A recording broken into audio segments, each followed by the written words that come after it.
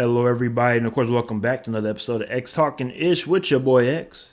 And it's You already know what to do. If you are on Facebook, please make sure you like and share this broadcast. If you are on our Facebook page, please make sure you go ahead and like our Facebook page at X Talking Ish. And as well, if you are on YouTube, please make sure you go ahead and hit that red subscribe button for shows like this one in the future. And as well, go ahead and hit that notification bell so you can make sure you be notified for shows like this one in the future. ding. Thank you for that, Ish. And as well, if you are on Twitter, go ahead and check us out on Periscope. And in the meantime, between time, I'll go ahead and retweet it. So make sure that people on my personal page can check us out as well, because this is a super wild card weekend recap. And even though, unfortunately, we really didn't live up what it was supposed to be, the super wild card weekend. Hey, we got some football in.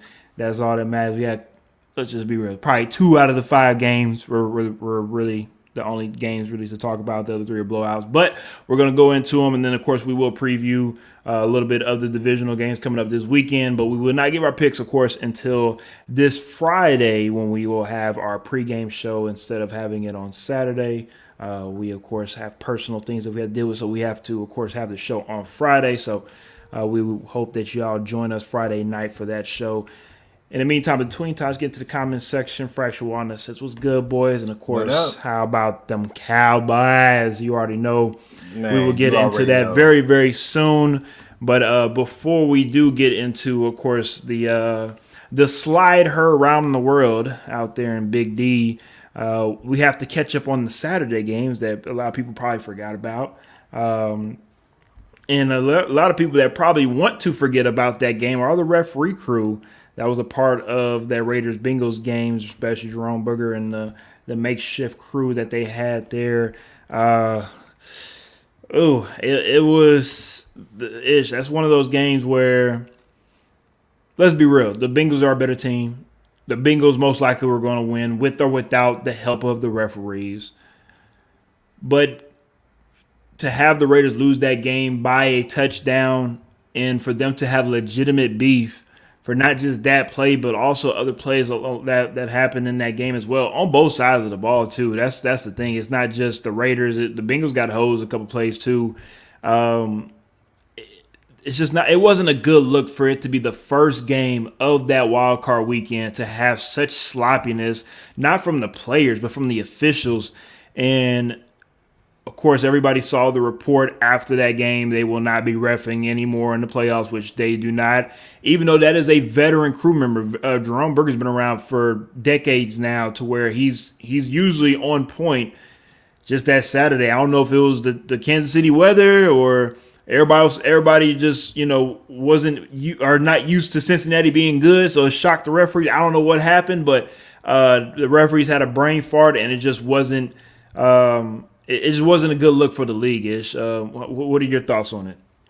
Yeah, it just wasn't a good look. It was one of those things that, honestly speaking, that you come to expect better in playoff games. I mean, overall throughout the season, you would expect better. You would expect for the refs to not make themselves visible as much as possible. And unfortunately, in this game, they stole the show. They really You did ain't steal never the lying on that show. one. They became major players in the game, and it's really unfortunate for the league. Like you said, it's not a good look. It's very disappointing. I mean, even with the report coming out and saying like they're not going to ref any games moving forward in the playoffs. I mean, some people might say it's a little too late, right? They may cost some people some things. It depends on how you look at it. It I mean, depends on how it you cost some feel. people's jobs on that team too. I mean, Madoc, of course, just got let go. We'll get into that comment section. We'll get into that comment real quick from my boy Fracture Wanda ish. Yeah, I mean, so you just from a league standpoint, this is not good at all. You hope to move forward from this, but honestly, I think that it has cast a real shadow over what was a pretty good game and pretty good weekend. It was a pretty good weekend. It was all right, but no, that first game it should have been a better game if the referees like you said, made themselves visible. And that's something we talk about all the time as athletes in sports is do not let the game be dictated by the referees.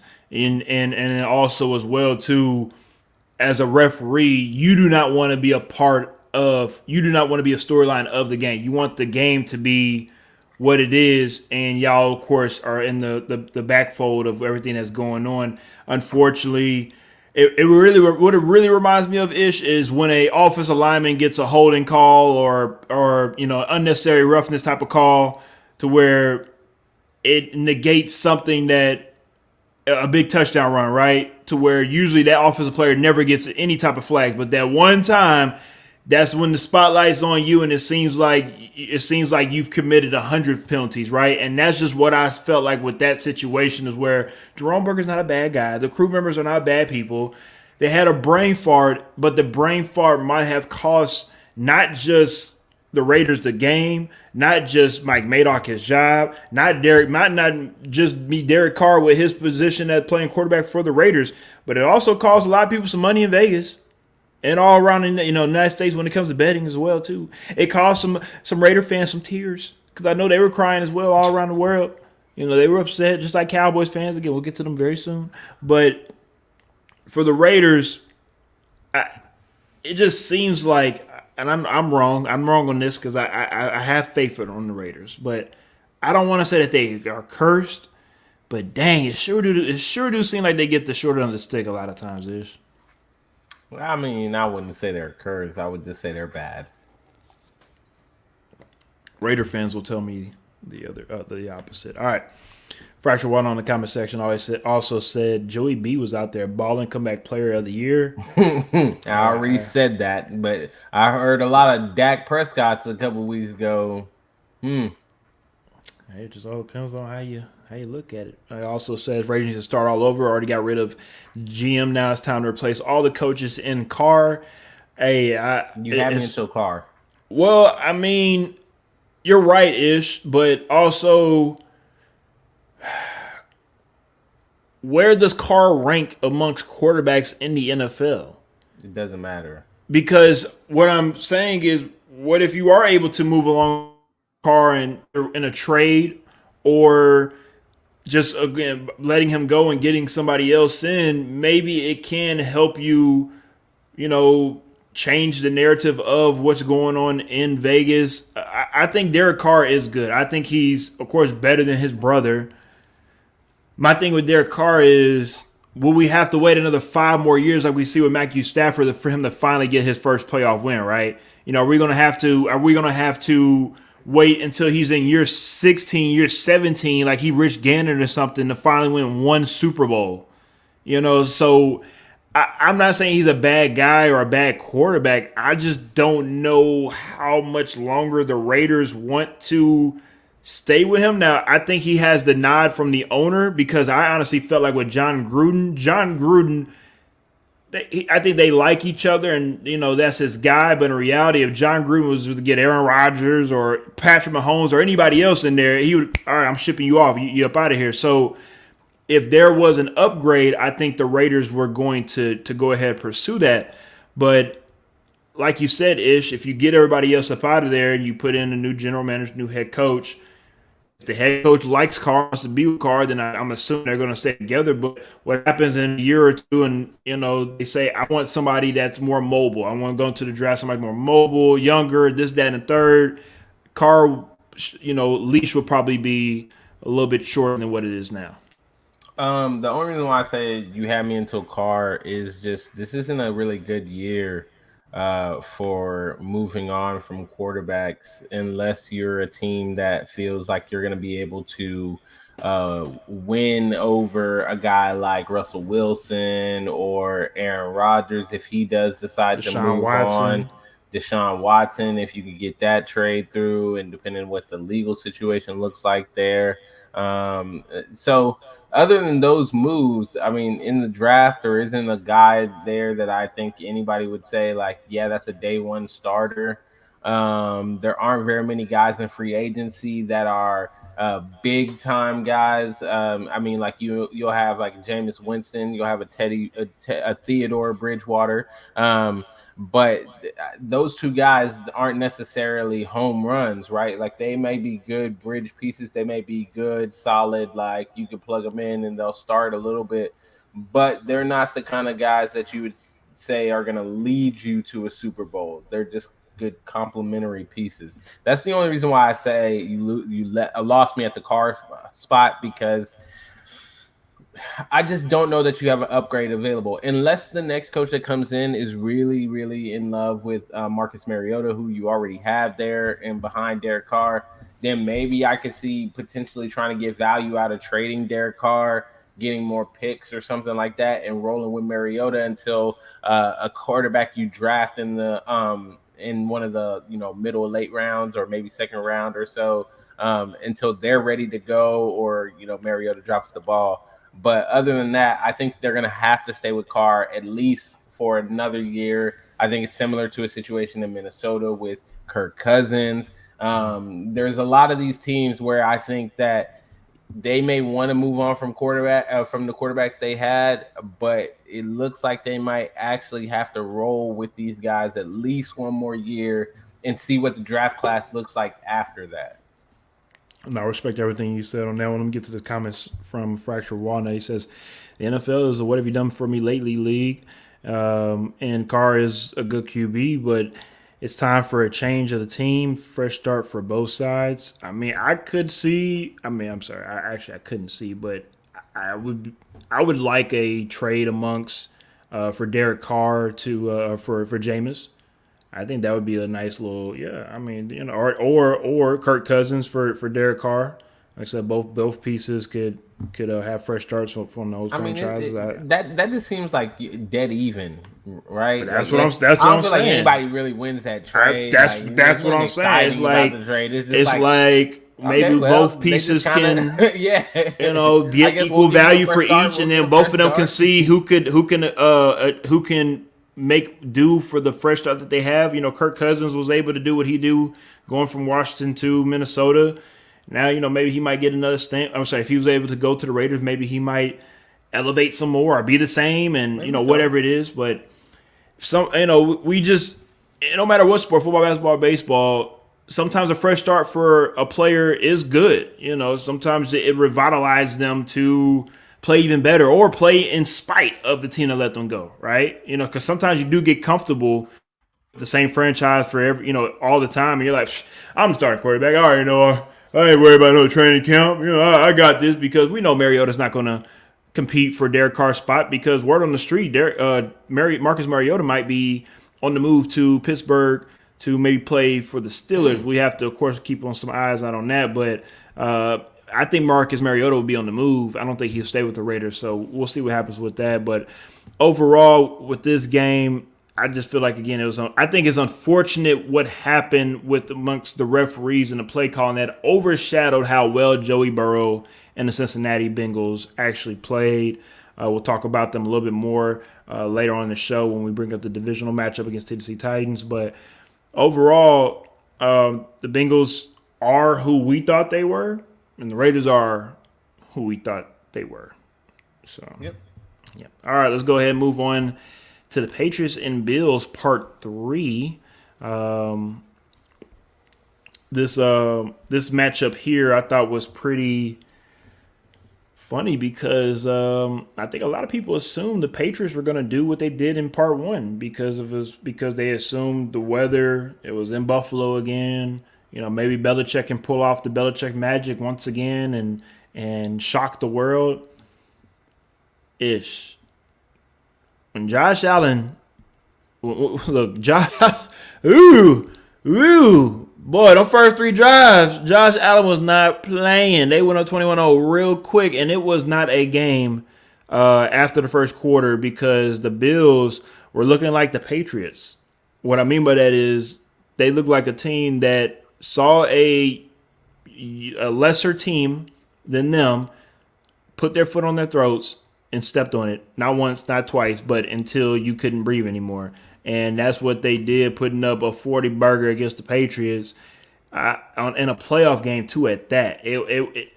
Forget about what happened in the regular season. We all know things matter when it happens in the postseason. And when you're able to do that to a Bill Belichick team, you got to give your hats off to the Bills for that one, because let's be real, Ish, and people that are tuning in, y'all can comment and say I'm wrong or I'm right, but all the pressure to me was on the Buffalo Bills. All the pressure was on the Buffalo Bills for them to win that game at home, for them to not let the same thing happen to them in the first matchup when they played, and to also just not get embarrassed at home. And they were able to put on a flawless type of game. Not, it was so flawless. Josh Allen had more touchdown passes than he did incompletions. And this is when they were playing in 5-degree weather with a wind chill of -6. Ish, that's a bad boy right there. You know, all the Josh Allen hate, you gotta let it go for at least a week, because that boy was balling, and for him to do what they were able to do in that weather against that type of team, you got to at least respect the Buffalo Bills for this week. We'll see, of course, what happens when they play against Kansas City Chiefs. We'll talk about that shortly. But Ish, I don't know about you, but I'm impressed with the win that they were able to have against the New England Patriots.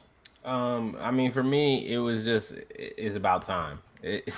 It's about time. I mean, this team, they were seen as being one of the favorites in the AFC going into the season. They started off pretty well, and then all of a sudden they fell off miserably. We all know what happened the first time these teams met in Buffalo this year.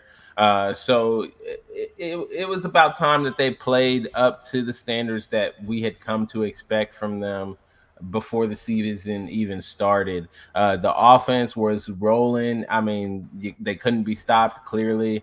And then the defense played really well. That defense played, they played like a top defense. A lot of the season, they didn't play like a top defense. They were struggling. Oh, yeah. They were trying to find their way. And it looks like it all came together in this first round of the playoffs. And, if you're a Bills fan, you're hoping that this momentum continues into the next game, because it's going to be, you're going to need another performance like this. And I definitely think if they have another performance like this, they'll easily win that game as well. But you just need that consistency now, right? Like, we know what you're capable of. We've seen it before. Can you do it week in and week out? Points up. Your defense can stop people. But yeah, it's can you do it week in, week out? Can you do it when it matters? And that's what we want to see from this Buffalo Bills team starting this weekend, really. Now's the time. If you're going to be a true contender, if you're going to have possibly win a Super Bowl, you're going to have to beat a team like the Kansas City Chiefs to get there. And you're going to have to perform like you did. So it's about time for me, for the Patriots. They still need a lot of help. Mac Jones needs time to develop. I think that we got really excited about Mac Jones and what he was able to do when the Patriots were rolling. And we kind of overlooked the fact that he was still a developing rookie. He, at best, is a game manager, and he's not doing anything too special. We've seen now twice what happens when the run game isn't there and they have to rely on Mac Jones. They are not able to compete with the top teams in the conference. So they need to go out and get more help. They need to, get more help, more weapons on the offensive side. This has been said maybe for a couple years now. They need more weapons on that offensive side of the ball. And then, the defense, I think that this was a one time, I think this was the case of playing a divisional team for the third time, right? Like, I don't think this defense is bad, but I think when you play a divisional team for the third time, whoever schemes better is going to get the upper hand. And I think that's what we saw. Unfortunately for Bill Belichick, we're not used to seeing it, but he was out-coached, out-schemed, and Buffalo just took advantage of that. So it is what it is. They'll be back. I'm sure the Patriots will be back next year. And we'll have to see, how they draft this year, because if they are able to go, bring in a good weapon, whether it be a good number one receiver, which they need another receiver, whether it be a running back. I don't think they really need more running backs, but you know how Bill Belichick likes to get these running backs and rotate through them. Well, I wouldn't be surprised, honestly, if they look through free agency. There's a lot of great wide receivers coming out of free agency this year, where maybe they can snag one Yeah. compared to having to go through the draft, but maybe be able just to plug and play somebody instead of having to develop somebody. We saw that when the kill Harry, it just didn't work out. It's not working out. I Man. wouldn't be surprised at all if they let him go really a lot sooner than later. I will also just piggyback off what you talk about with the Buffalo Bills. Let's remind everybody, coaches in the NFL on the side of the team, they get paid too. They get paid a lot of money to make sure that they bring up some decent schemes. And for the Bills, they have a hell of a staff. You have a former head coach, Leslie Frazier. You have a guy that's in waiting to be a head coach soon, Brian Dable, who's going to be a coach in the NFL. Within the next 2 or 3 years. I mean that Bills staff is not a punk, and I think they took it personal. Honestly, I think they took it personal after that first game to where they were pretty much said, "Hey, we got to get better." And after they lost that first game, they've so far been 2-0 against the Patriots. So obviously, whatever motivational talk that they needed to have, or whatever embarrassing thing that they needed, or whatever it was that they needed to do in that locker room to say, "Let's not let this happen again," it worked. And you have to, of course, give your respect to the Buffalo Bills on that one. Let's get to the comment section right quick. Fracture One also says, Pats need help outside. I hope they take that kid out of Bama that messed up his knee. Mac needs help. He also says Bills and the fans needed that win to bring that confidence back they had earlier in the season. No, I definitely agree with that one. Fractured. I don't agree with getting. Is it James? It's Jameson Williams. Okay, to make sure I want to say it correctly. Yeah, getting guys like that after an injury like that, you want to make sure that everything is clean before you draft him. You don't want to get somebody that you invest a lot of money in, and all of a that's sudden a tricky they can't one. be That they is can't a be tricky what one. they were before. That's the thing. And But he can't. People have come back from ACLs, MCLs, PCLs. I'm not saying they can't. I'm not saying that's what I'm.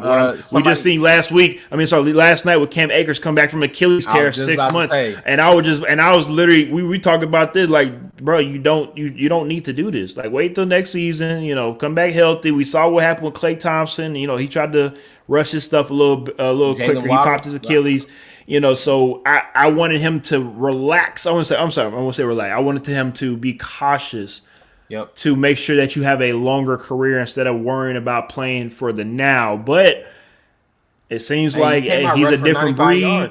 He's a different breed. He's I do know his family from my side of the family in Mississippi. They keep up with him, and they were with him throughout his rehab ever since he's been gone. So I've actually knew that he was going to come back. I just honestly didn't believe it. I was told month and a half ago that he would come back before the season ended, and I didn't believe it because, again, from an Achilles, from what we know is, as long as we've been in sports, when you tear your Achilles, you're out a minimum of a year. Yep. Minimum. So for you to come back 6 months running hard in the playoffs too, hey, you gotta give respect to Cam on that one. We'll talk about that very shortly. Of course, we'll get into that game. But overall, it's Patriots and Bills. Before we move on to this game, I want to say, though, seriously, though, you have to look at the domination that the Buffalo Bills put on the Patriots. Because let's remind everybody, that first half, they were up 27-3. It wasn't a game. The Bills did what and to be honest with you, if they really wanted to put 50 on them or whatever, they probably could have, but out of respect, because they also know, hey, these are divisional teams. We gotta see them again next year. Let's go ahead and make sure we get up out of here with a decent type of win and keep moving. But there's a 14, the 2 touchdowns that they put up in the second half. To be honest with you, it kind of was window dressing. Like, it doesn't really mean anything. It looks cute. You lose by 30 instead of losing by 37 or 40 or 44. But in reality, hey, you got your butt smashed. And it's all good. You got to go lick your wounds, watch the film, take your L, and enjoy Cabo. And we'll see you next year, Patriots. Y'all be fine. I promise you will. All right, Ish. Sunday slate. The Eagles and the Buccaneers. Now, if you're anybody from Philadelphia, you thought you had a chance. And I respect it. No, they didn't. They know they didn't have a chance. Hey, you better talk to the people that's from Philly that love the Eagles. They definitely felt like they had a chance. But, bro, they knew they didn't. They were lying all along. Hey, you got to support your team no matter what, right? But overall, if you're not from the Philadelphia area, most likely we all knew that the Tampa Bay Buccaneers were going to take care of business, which they did. And Thomas Brady, of course, another playoff win to add on to his legacy. Seems like, of course, he has every playoff type of accolade in the NFL. Ish, what is your thoughts on this game?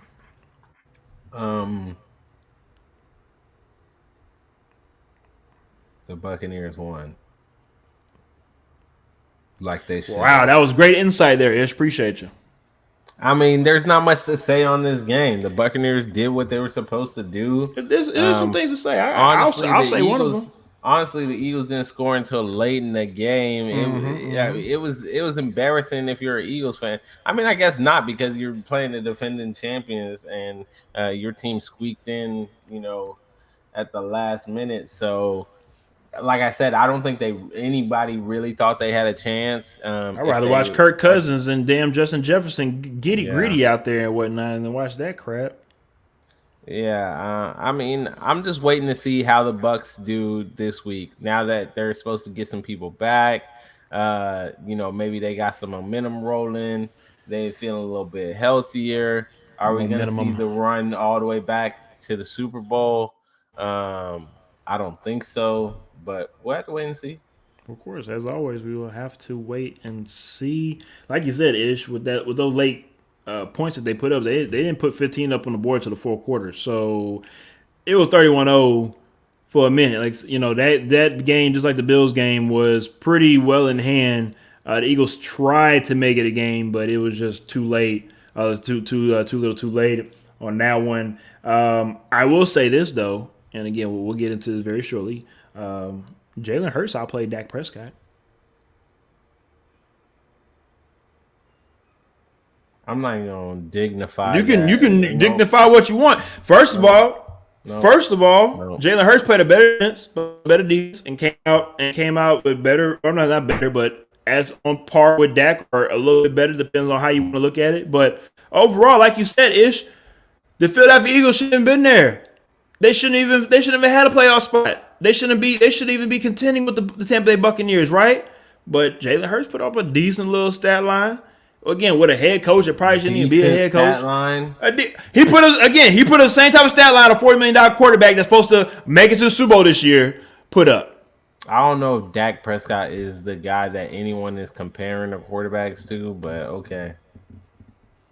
Hey, I'm just saying, I haven't said this yet, but I'm gonna say this on this show. If you are a Philadelphia Eagle fan, you seriously have to look. You have to be very pleased of what you're seeing now, and also what's going to happen in the future, because you outplay expectations this year. Besides not knowing who your quarterback is going to be, because you don't know if they're going to stay with Jalen Hurts or move on or whatever it is, you have 3 first-round picks this upcoming season.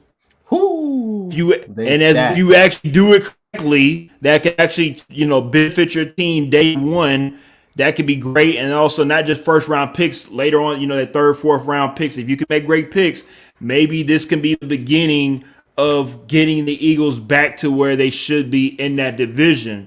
Because the Eagles, again, they shouldn't even been there. But the Cowboys, at the end of the day, they wet the bed. Not only did you win the division, you swept the division. We're going to talk about them soon. Don't worry. We're going to talk about them. We're going to talk about them. Cowboys right now. We're talking about the Eagles and the Buccaneers, bro. My point is, just to finish up with this topic, the Buccaneers looks like they weren't missing a beat at all without AB.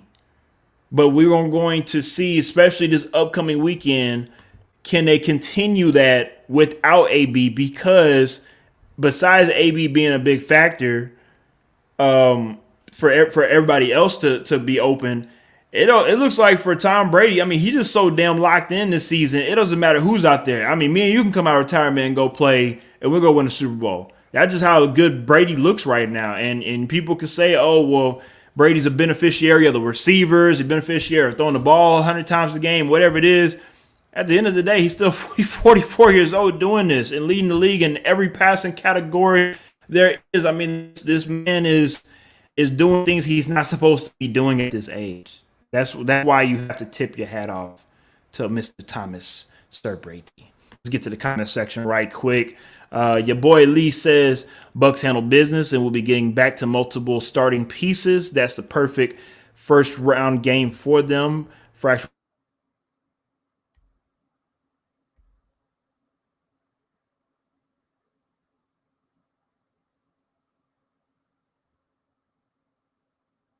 a couple seconds there. There we go. Sorry about that for the technical difficulties. Fracture One also says Bucks O-line scares me because of the injuries they had, but they get L7 back this week. Of course, that's Leonard Fournette. Christine Robichaux also says both for 23 for 43, which is, of course, Dak Prescott and Jalen Hurts. And also Lee says he put up a decent stat line in garbage time against a soft playing, far off the ball defense. Dak put up a stat line and a comeback. Hurts didn't outplay him, so play him no shot. Hey, thank you. At the end of the day, thank you. Because at the end of the day, hating on the Cowboys. At the end of the day, go ahead, X. Yeah, at the end of the day, you let everybody down, Dak. You let everybody down, and Jalen Hurts brought people some hope. Okay, that's my point. That's not what Dak did. Dak didn't bring hope. I mean, they came. Dak brought this just disturbing, unfortunate, just disheartening sadness to Cowboy fans. That's what he brought. Bro, you're being so biased right now and such a Cowboy hater. How am I being biased?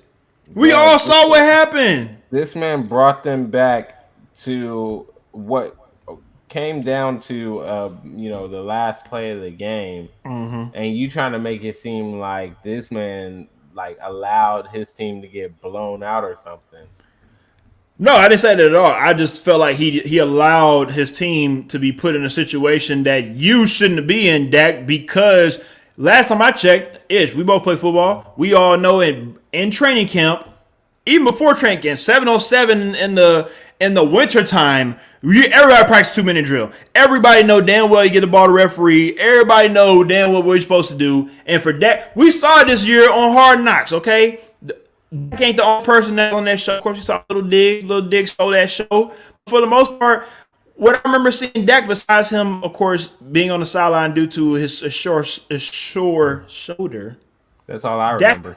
Dak is a leader of that team. He is the leader of the men in that locker room, to where Dak is supposed to know what is going on at all times. That's what makes you the franchise guy. Peyton Manning wouldn't have done that. Tom Brady wouldn't have done that. Aaron Rodgers, that's all I'm getting at. But anyways, let's get it right into, of course, the best game of the weekend for more than one reasons. I'll say that 49ers and the Cowboys, of course, the slide heard around the world from Dak Prescott. I'll let you start off because I don't want to be a Cowboy hater. I want to hear from you. You had both these teams. You picked both, so you're a winner. But in reality, you're a loser because you really didn't. I picked both teams. Stop being a hater. I picked both teams. I've been saying this since the beginning of the season. 49ers to the Super Bowl. We're going to keep saying it all throughout the rest of the playoffs. Don't make me bring a Week 7. Don't make me bring a Week 7 recap. 49ers to the – I don't know what you're talking about, bro. Week 9. I'm bringing a Week 9 recap. 49ers to the Super Bowl. I've been saying it, since the beginning of the season. Y'all see, ladies and gentlemen, stop doing drugs. This is what drugs get you. You can go check the picks. 49ers to the Super Bowl. Been saying it all season long. All right. Hey, they came out. They pulled up. That ticker at the bottom is wrong, by the way. Oh, okay. They came out. They set the tone early on. And you know what? What's funny about it is the game played out exactly as we said the game will play out. 100%. All the things that we brought up, in the preview show where we said was on display. The matchup is wrong. The mentality is two different mentalities. That the 49ers are going to come in hungry, looking to set a tone, and you just didn't know about the Cowboys. You didn't know what they were going to do. You didn't know the mindset they were going to bring in. And it was evident from the very beginning that they didn't come to play. They did not come to play, and the 49ers came to play. And all the matchups that we pointed out, all the matchups that we highlighted, it felt like it just fit perfectly. Like it was just meant to be the 49ers beating the Cowboys. And I don't feel bad. I know a lot of people are making a lot of hoopla about this last play and was it the right call? Who's to blame? So on and so forth. I just want to point out, bruh, all those damn penalties the Cowboys had at the wrong time that were, I mean, allowing the 49ers to continue drives that were giving them great field position. I mean, are we not looking at those things and Oh, we saying, are. Trust me, that's bro, added you on. But threw I'm the game I'm gonna away wait. I'm throughout waiting the on you. whole game? Like, bro, this was not a one play situation. The Cowboys gave this game away. They threw it away early on and throughout the whole thing. They were just doing it. I mean, it was mistake after mistake, undisciplined play all around the board. I mean, it was just bad from the Cowboys. Honestly, I don't think that there was anything, even the comeback towards the end. Some people might look at it and say, oh, well, they showed heart. They fought back. Let me just say, no, this was bad from beginning to end. There was no shining light from this. Nothing good came from this. The only thing that came from this is more just doubts, more ill will towards the Cowboys. I don't even really know what to say to them, because you know what? They did it to themselves. At the end of the day, they did it to themselves. It's the Cowboys doing Cowboy things once again. I mean, who knows when they will ever be able to win a playoff game ever in their life again, because the Cowboys they can't help but get in their own way. Maybe Jerry Jones need to go out there and start coaching himself. I don't know. No, I think Jerry needs to do what allowed him to have success in the '90s, and that's actually let coaches coach and GMs GM, and you stay your ass, in your little porch, your little peach, whatever the hell, the little perch. There you go. That's the word. The perch that he's in, and watches his games, and do what every other owner does, and just sit pretty in your box and watch the game, and make sure that you have the business deals instead of trying to be like every instead of trying to be the face of the Dallas Cowboys.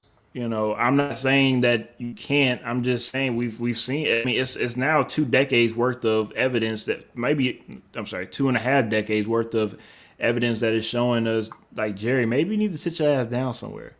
But it's not going to happen, especially when you're a billionaire and you're on the team, right? So at the end of the day, it's the Cowboys. When I look at them, honestly, they remind me of they're a cult. They are a cult. What I mean by that is, no, think about it. This is a franchise that was once great. They're still great when it comes to the bankroll. I respect that. Make sure you get your dollars. I got it. It's a business.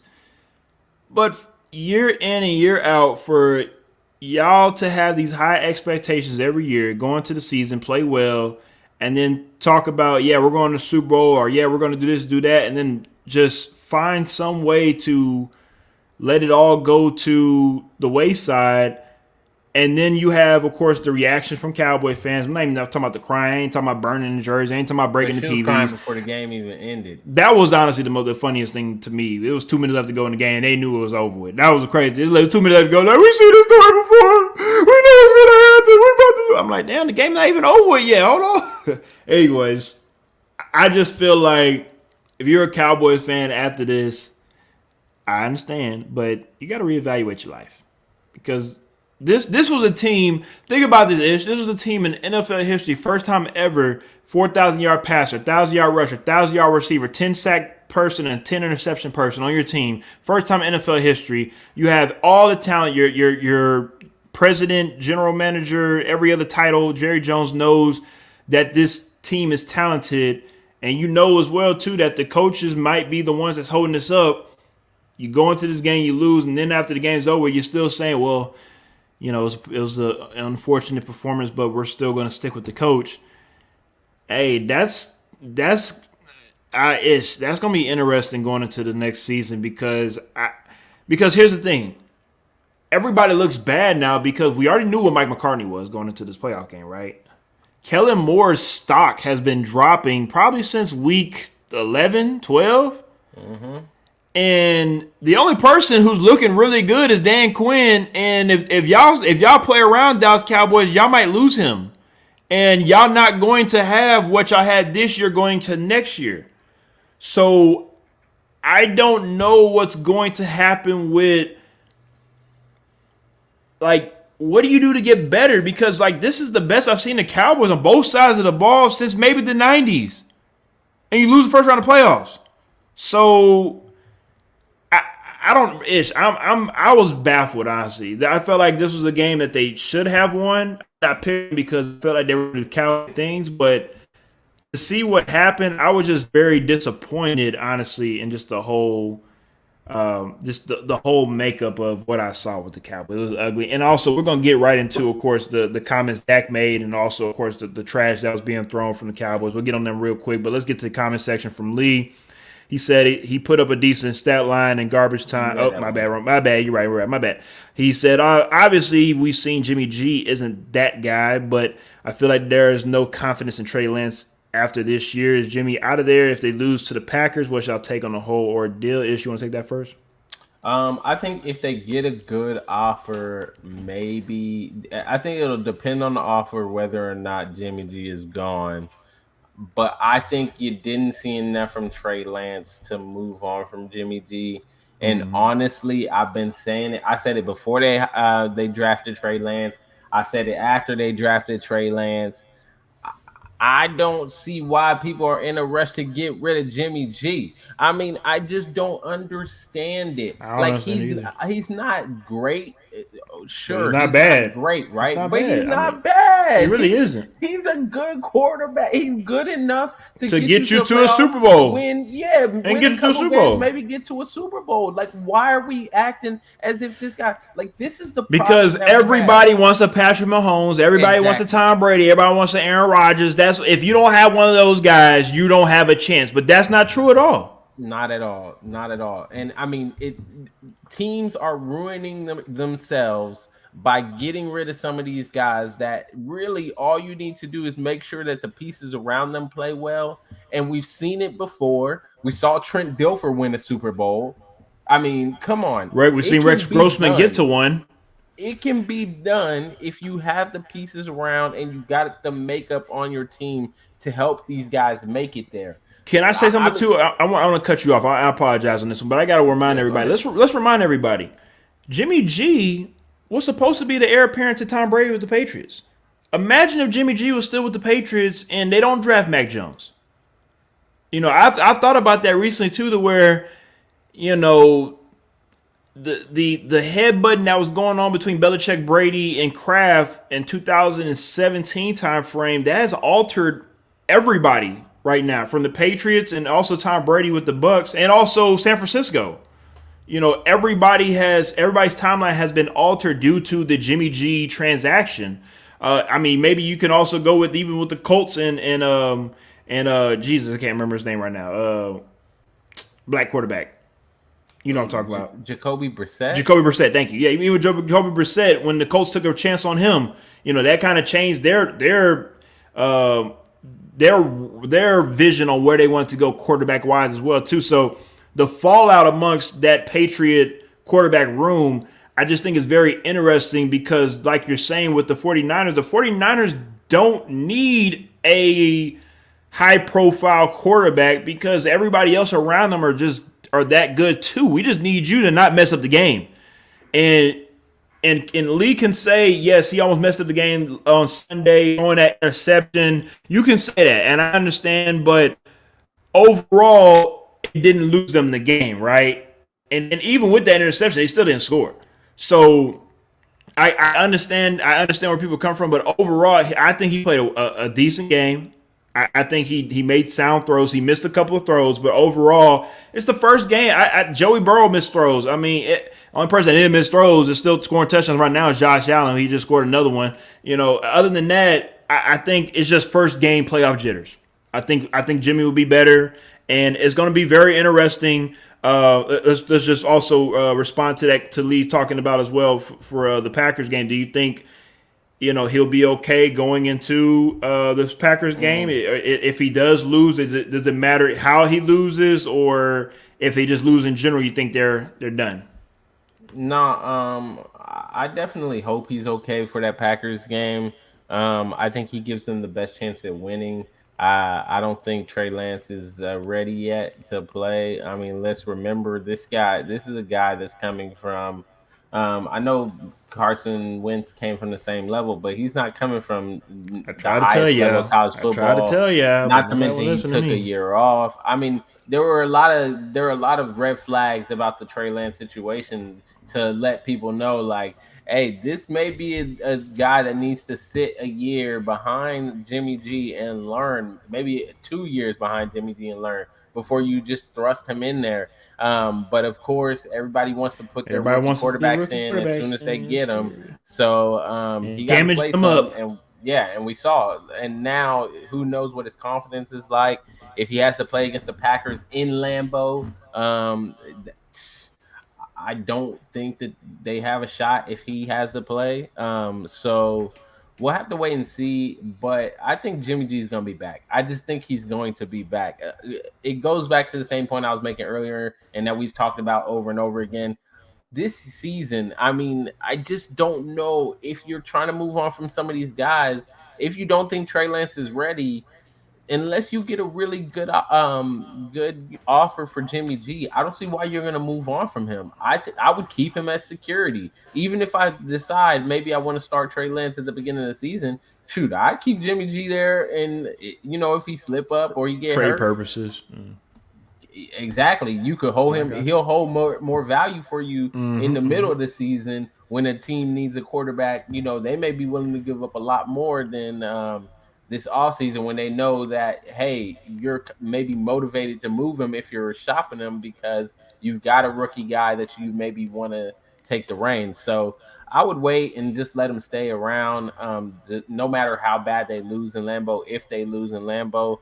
But we'll have to wait and see because with these organizations, you never know. Never know. Never There's a know. lot going on, and the pieces, you don't know what pieces are going to move around, right? Like there were rumors at one point that Aaron Rodgers may want to go to San Francisco, go back home. Mm-hmm. I Mm-hmm. mean, who knows if he comes out and says, "Hey, I want to play for San Francisco." At that point, what do they do? Jimmy G out of So there. Oh, Jimmy G out of there. Yeah, I mean, but that's the domino. That's the domino effect yeah, amongst the yeah. rest of the league. We have to on the offseason, we have to wait and see certain position groups who makes with the second moves. Certain they're like, okay, well, such went to the Packers. Let me go ahead and try and go play with the Packers or the 49ers or the Texans, right? Everybody want to go to the Texans, right? Apparently, I I'm don't know joking. I'm why joking. Texans fans think that for Hey, some reason. they're getting every free agent. That's what they're getting. Yeah. All right, move on to the night game. The waiting all night for a Sunday night game. Steelers versus the Chiefs. Well, looks like the Steelers tried to keep it competitive in the first half of that game. I know I definitely sent a text to Ishmael during that game where I was just at to keep my eyes open because I thought we were gonna have upset city in Kansas City, but Kansas City said no, we're not doing that. You thought, and we're gonna go ahead and put 35 points on the board within 9 minutes of this game. And the Kansas City Chiefs, like I talked about with the Raiders and the Bengals, they showed us who we thought that they were. And one thing I do know about these Kansas City Chiefs team is they know how to turn on the switch, and they did that against the Steelers. Of course, this was the sending Big Ben to retirement game if you are a Chiefs fan. So I respect that tremendously. But overall, the better team won. The more talented, the more physical, the more everything. Most balanced team is just going and overall, I look at this as a warm up game for the Chiefs. And to be honest with you, the test is next week. They play the Buffalo Bills. I mean, and we'll get into that shortly. But yeah, it's really not too much to talk about besides we'll see what happens with Big Ben maybe next year. Maybe you continue to play somewhere else, or is that it? I think that's it. But we'll see what happens with Big Ben. Ish. Yeah, I'm happy you brought the text message up because you sent that little text message. You were like, "Are you okay?" And I just read I'm the just text asking. message, You and I just haven't kind of heard from you. laughed. I'm just asking. I laughed to myself. I was like, "All right, let me just wait and see, what's going on with my man." But I knew, like I've known for so long, I knew the Chiefs were gonna be ready. I knew they were gonna respond. I knew that they would find a way. I said it in the pre-show. I said, hey, I think it's going to be a lot closer than people think, but I just believe in that magic. I believe that they're going to, find that will to win because they have proven it time and time again that when their backs are against the wall, they always try to find that way to win, that will to win, and that way to get out of the situation. And normally they do. They normally do get out. 9 times out of 10, they do find a way out. So I wasn't even nervous at all. I didn't even really care. I knew what was happening. But let me just say this, real quick. Like you said, there's not too much to say because the better team won, and it was more so like a warm up game. The performance from Jerick McKinnon, though, that performance is exactly what we have been waiting for and asking for all season from these running backs. It's a running back by committee. When Clyde Edwards-Helaire is there, then he is the starter. He gets the touches, but he just hasn't really performed well this season. And Jerick McKinnon came in this game, and I said before we even got into the game, I said, if the run game is there for the Chiefs, they are going to be able to win this game pretty easily. And I mean, that performance from Jerick McKinnon, hats off to him. He stepped up big time. He made some great plays. He looked good throughout. They were able to run. I think that he should continue to start. I don't see why you would move away from him. I think that he has shown that he's electric, that he can do what you need him to do. Both catching the ball out of the backfield and running the ball downhill, outside, doesn't matter.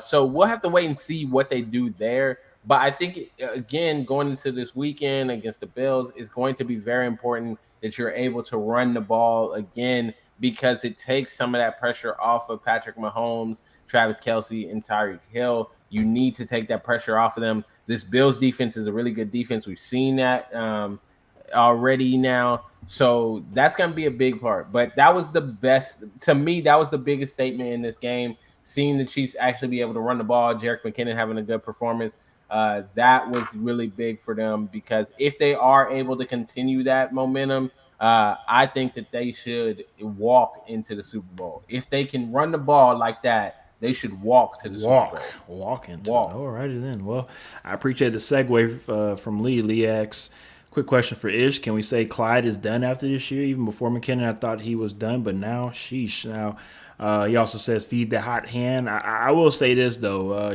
Just what, a year-ish ago, we had KC on here, was very excited for getting Clyde Edwards-Helaire. He thought he was an easy plug-and-play running back for what y'all are able to do, and he showed out, and he's been playing well, but do you feel like because he has been slumping, it's easy to go ahead and let him go, and you feel like anybody can just come in and just plug and play as well with the system that you're in, or is he a special back that you don't want to lose? Because I think he goes somewhere and still perform and run pretty well elsewhere, ish.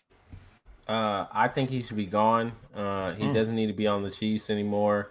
He may be able to go do something somewhere else. I don't think so. I don't. I think he's more so a system guy. I think that's why there was a lot of hype when he came to the Chiefs because people expected him to come into the system and perform well. And it just hasn't worked out, to be honest. It just hasn't worked out. But, all the best for him. I think that he needs to move on somewhere else and, try to revive his career somewhere else. I say revive his career. He's only been in the league 2 years. But yeah, that's what I'm saying. Y'all giving up on him already. Like, Jesus. I mean, we've seen. I think for anybody who watches the Chiefs, week in and week out, we've seen enough of him that I just don't see it there. I think the way that everybody can't be Priest Holmes, all right? Yeah, I know. Everybody can't be Jamal. Jamal Charles. Yeah, everybody can't be the Nigerian Nightmare, okay? I get it. But I think you have a better chance at picking up, running back in free agency that maybe will be able to fit into the system a little bit better, or even going to draft another running back to come in. I wouldn't mind them to keep rolling with Jerick McKinnon. I was excited when Jerick McKinnon came. I was waiting for him to play like he did this past weekend. And it hadn't happened yet, but this past weekend, if he can continue this, I think that he will earn his spot as the number one back there. And he brings something different to the table because of that speed that he has as well.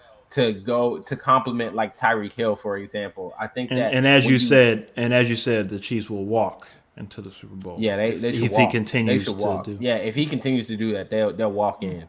That's interesting. All right, I'm gonna have to put a little post-it note up here or something like that, because that was interesting for you to say. All righty, then we'll get into the last game of this Super Wild Card weekend. Of course, if you checked out last night, first ever Monday Night Football Wild Card game. Of course, also as well on on Martin Luther King Day as well. Wasn't too much of a game at all. So if you were able to, maybe watch some basketball, you was able to pick that up, or maybe watch a show on Netflix, because this one was not a game at all. But you gotta talk about it. It is what it is. But the main thing we have to talk about, of course, is Matt Stafford getting that monkey off of his back, being able to finally get his first playoff win, and for him to not have to have those question marks going into next season like a Derek Carr on when are you ever going to get that first playoff win. So with the Rams, the question I do have for you before we get into these conversation about the divisional matchups moving forward is this the medicine that Matt Stafford and the Rams needed for them to believe in themselves moving forward with the type of performance that not just Stafford had, but the whole team? I think the whole team played well. I think they set the tone from the beginning. I'm pretty sure if you did watch, Aaron Donald was trying to literally choke people. But here's the thing though. I love Aaron Donald. I think Aaron Donald automatically does a Hall of Fame. We're not even going to have that discussion. Aaron Donald looked like a nice person, but he's a bully. He's a bully, and he will bully you with a smile on his face, and I respect that tremendously, because when you're in an alleyway, I would have liked him to be on my team and not the other way. So, with that being said, do you feel like this team, this Rams team, with everything that we just saw, Cooper Kupp is rolling, OBJ is getting involved, got Cam Akers back, the defense is flying around, can you see them making a run to the Super Bowl? Possibly, if they continue to do what they did. The only caveat I have or the asterisk I have to put on the performance that they had, it was against a slumping Arizona team. Like, I think if they had played, and you play. I mean, the Chiefs beat a slumping Steelers team.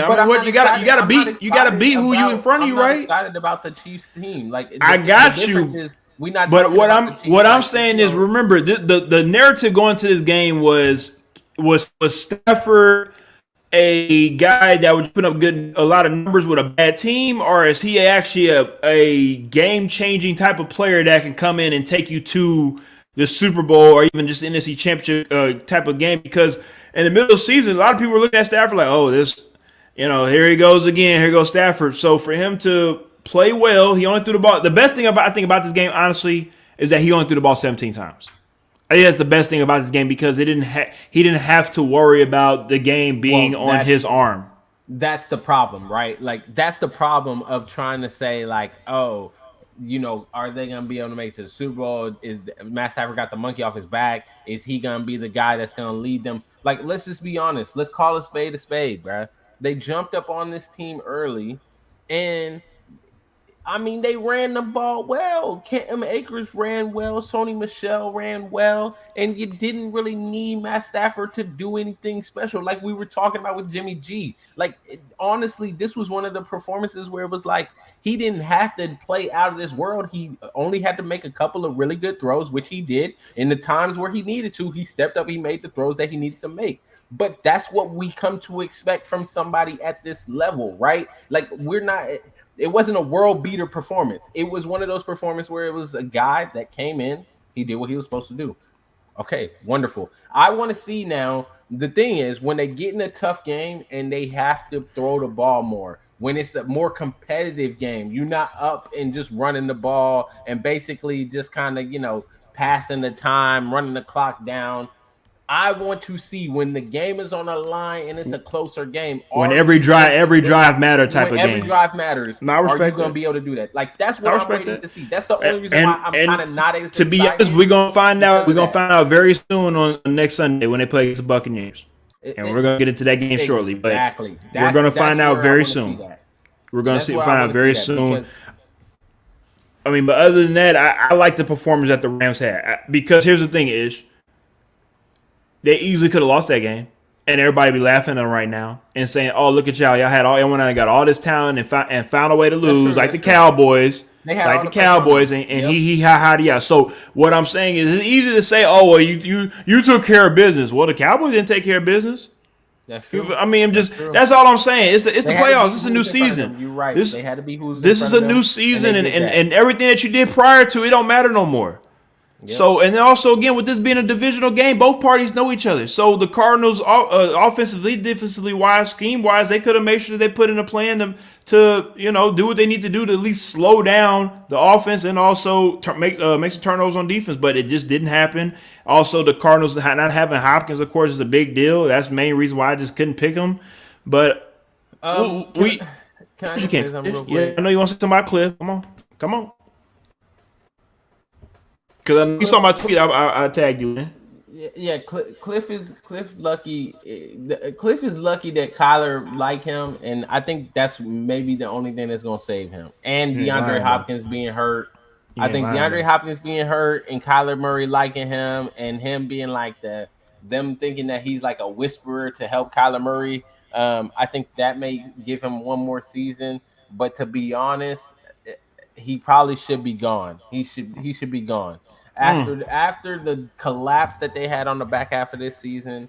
He should be gone. I mean, this game was there for the taking. It was set up. It was made for them to go out there, back against the wall, go beat a team that everybody like you said, just like the Cowboys. Everybody was ready to laugh at them, say, "Oh, you traded for all these guys," and so on and so forth. Like all you had to do was go out there and just play your game and beat them. And I mean, I probably can't tell you of a worse. Well, I could probably think of a couple, but that was a really bad coaching performance. It was a bad coaching performance. I mean, it didn't look good. The game plan didn't look good. The play calling didn't look good. It was bad. It was bad from the very beginning till the end. There was no fight in this team. I don't think that DeAndre Hopkins really. I don't think that he caused that much I mean, the response wasn't there, man. There was no heart from this team whatsoever. I'm sorry, but if I'm looking at that and I'm the owner of the Cardinals or the GM or whatever, like I just can't keep rolling with you, Cliff, when the team doesn't seem to respond. That was a playoff game. Y'all were the number one seed for I mean half the season. Yeah. What kind of response is that from a team that was the number one seed? You threw it all the way in the second half, and then you come in the playoffs, and this is how you play. And Cliff you have a gotta better go, road, man. and you have a better road record too, which maybe again could have played into your 8-1 on the benefit to road, where you like, maybe could have pulled off the man. upset. That's I hyped it up for you so you could pick the Cardinals. I don't know why you did, but you actually picked the Cardinals to win the game. Because I I didn't thought think Cliff he was was gonna have them ready to go, man. I thought Cliff was really gonna try, but one thing I try to tell y'all all the time. bad. Sometimes you gotta respect the trends. Sometimes Me and Cliff, trend is a bruh. trend for a reason. No matter if it's sports betting or wins and losses, whatever it is. A trend is a trend for a reason. I try to ride with my and homie.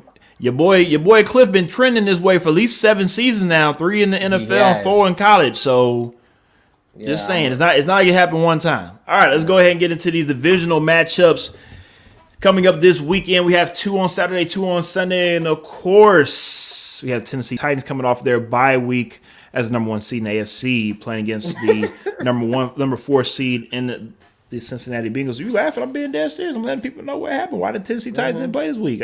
People forgot. People don't even know we the number 1 seed. To be honest with you, they just Tennessee Titans playing. Oh damn, we forgot. I didn't even know they even existed. Yeah. So one thing I will say about this game, though, there are a lot of new Houstonian fans that are now Bengal fans because apparently everybody that loves Joe Burrow all of a sudden are now Bengal fans. So it'll be interesting to watch everybody here in Houston and not rooting for the Texans, rooting for the Bengals because nobody wants the Titans to win. So that'd be great.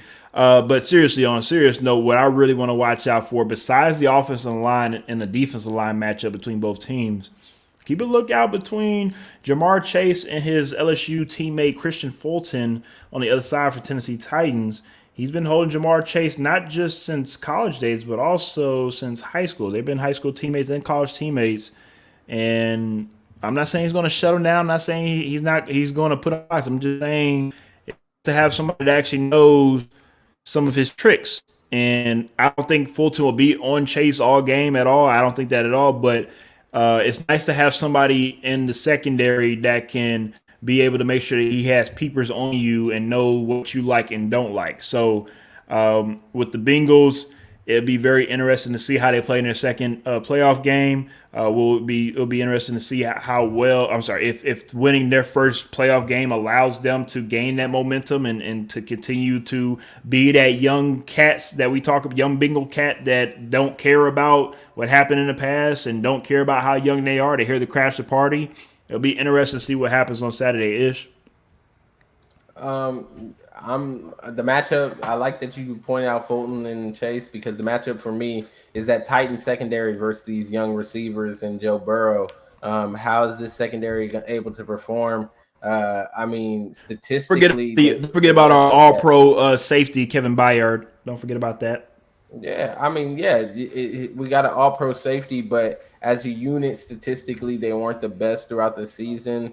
But when it mattered and they played the better teams in the conference, they did perform well. So I'm looking to see, are they going to do that again against the high flying young trio that they got in Cincinnati, or are the youngsters going to go out there and disrespectfully try to dismantle the old heads in Tennessee? We shall see. We shall see. Again, for some reason, everybody just think the Bengals just gonna come in and just go to Super Bowl this year. Hey, you gotta walk. You gotta crawl. Hey, you gotta crawl, walk, run. And hey, you got your crawl last week. We'll see what happens if you can get your walk against the Tennessee Titans. All right, the night game on Saturday, the 49ers versus the Packers. Now, this is a matchup that we've seen multiple times in the last decade, where the 49ers are able to get the better of the Packers, especially in Lambeau Field, twice with Colin Kaepernick in the early 2000s and most recently in 2017 with the 49ers beating the Packers with a great performance by Raheem Mostert back in the day. Ish, do you feel like this is an easy win for the Packers? Because I don't think so at all. Oh, not at all. Not at all.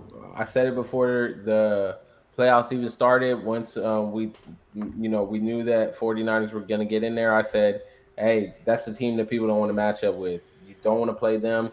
Obviously, it's going to rely a lot upon Jimmy G and his health and, whether or not he's actually able to play. Is he going to be healthy while playing? Because, I mean, at this stage, I'm pretty sure a lot of players that are carrying, some sort of injury and they're going to go out there, they're going to play. But how effective are you going to be able to be? How bad is the injury going to affect your play? That's what we're looking at from Jimmy G and the 49ers. But, hey, I think that for a team that's got nothing to lose, a team that comes ready to play all the time, they've got the right makeup, they've got the defensive line to put pressure on Aaron Rodgers. I don't think that this is going to be a walk in the park for the Green Bay Packers by any means at all. It's going to be a really good game. And I'm excited to see, are the Packers going to live up to that hype of the number one seed? Because that's been the problem. They made it. I mean, we know they're going to make the playoffs. They get in the playoffs. We know they're going to be there in the second round, maybe even the conference championship. But then are they going to perform? Like, that's what we always see from them. And then they always drop off, at the last minute. They always fall just short. So this year, are they going to live up to being that number one seed? That's what we want to see. We'll talk more about that game on Friday night here on X Talking Ish. The Sunday slate starts with the Rams and the Buccaneers. Of course, we just talked about the Rams when it comes to them being able to play against some real competition. And here it goes right here. The world champs, defending world champs. You play against them in Tampa. Right, hey, it's put up a shut up now. You felt like it was a easy win for Stafford and the Rams against the Cardinals yesterday. So they get to show us next Sunday if they are for real or not. You have all the pieces. You have the star power. And if anything, you might have a better wide receiver core right now than Tom Brady does. So, if the Rams are no excuses, if anything, if if Tom Brady's able to win another game, I mean, he just continues to add on to his legacy, being able to beat a team like this. So, Ish, what are your thoughts on this game? Yeah, this game to me is this is the Rams baptism game right here. I mean, go out here and show all the critics, everybody that's out there that doubts you, that's not in the locker room with you. Show them all what you guys can do. You went out, you made the moves to be competitive. You got OBJ, you got Von Miller. I mean, Aaron Donald's there has been playing wild and crazy. Jalen Ramsey has been playing well. You went and got Matt Stafford on the offensive side. You even made the trade for Sony Michel when Cam Akers got hurt and he started performing well on the back end. And now Cam Akers is back and is performing well. You got all these pieces. Are you able to put them together and win against the defending champions? That's the question. That's what we all want to see. This is like one of those fights where you got that young up and coming guy who's been making all the noise and got all these performances, but they just really haven't been tested yet. They haven't had that one shot that you could really say, oh yeah, that guy's got a chin. He can make it in the big leagues. This is it right here. This is the time. So I want to see it. And like Lee is pointing out, bro, the Buccaneers are not at full strength right now. So now's the time. If there were ever a time, now is the time. If you don't beat a hobbled Buccaneers team, I'm sorry, you're gonna lose a lot of respect. Lee says, no Godwin, no AB. Let Jalen shadow Mike Evans and let the D line go to work. Make Brady's role players beat you. Hey, but I mean, even with Brady's role players, I mean, they beat you before. We've seen him do it before. So I mean, it should be a good game. Hopefully, all 4 of these games live up to what I expect them to be and not be blowouts. But man, that Rams Buccaneers game, that's gonna be a doozy. And to finish off the divisional games, we have the Bills versus the Chiefs. To be honest with you, Ish, I think this might be the best game of the 4 games. I expect it. I mean, this right here really could be I know some people might feel like it should be the AFC Championship game, but it was the AFC Championship game, of course, last year for the Bills to get a rematch against the Chiefs, and for them to come off of the type of performance that they had on Saturday. I think the Bills are coming in with so much confidence, and I don't think they're coming in the way that they came in last year, to where maybe it could be, we're not sure. No, they probably feel like we're coming in to win this game. Patrick Mahomes put on a great performance as well, 5 touchdowns as well. So both quarterbacks are who I thought that they were, and were always going to be, especially Josh Allen. I think what separates both of them is, ironically, Josh Allen's a better scrambler and mobile guy than Patrick Mahomes. No disrespect to Patrick, but when it comes to running ability, Josh Allen separates himself from Mahomes, and that what could be the determining factor for this game. We'll, of course, have to wait and see what happens, but I expect this to be a great game. I expect this to come down to the last drive. I expect this to be one of those games where we look back on and say, damn, that was a hell of a playoff game, Ish. 38-20. That's all you need to think about all week if you're the Kansas City Chiefs. 38-20. I mean, they came into Kansas City earlier in the season. I mean, obviously you weren't playing your best at the time. You may feel like you weren't playing your best. You may feel like you weren't the same team. 38-20. Just remember that. Keep going. That's what you're going to. You are fighting. You are fighting to earn your respect back, because they've already taken it from you. You're fighting to earn your respect back. For the Bills, like you said, they got all the momentum. They are rolling into Kansas City. They've already beat them once in Kansas City. Now you just got to beat them a second time and go on to the AFC Championship game. There's no pressure on you here because, again, the Chiefs are the number 2 seed. The Chiefs have been to the Super Bowl the past 2 years. So, of course, if you're the Bills, there's nothing to lose. Go out there and just beat them again. But for the Kansas City Chiefs, you just got to think about it, man. You want your revenge. You want to earn your spot as the top seed. You want to go back to the Super Bowl for a third year. Bruh, you've got to avenge that loss from earlier in the season where it was, It was a good loss. It was a good loss, to be honest. Lee says we better not guard Diggs. How we guarded Jamar Chase. Schemes better be on top of it. That's very true. I'm pretty sure everybody from Bieniemy to Jesus. Why did I get Spagnolia? There you go. I was about to forget it again. Will be on their A's and their A's and B's, their ones and twos and P's and Q's and all that dotting the I's, crossing T's.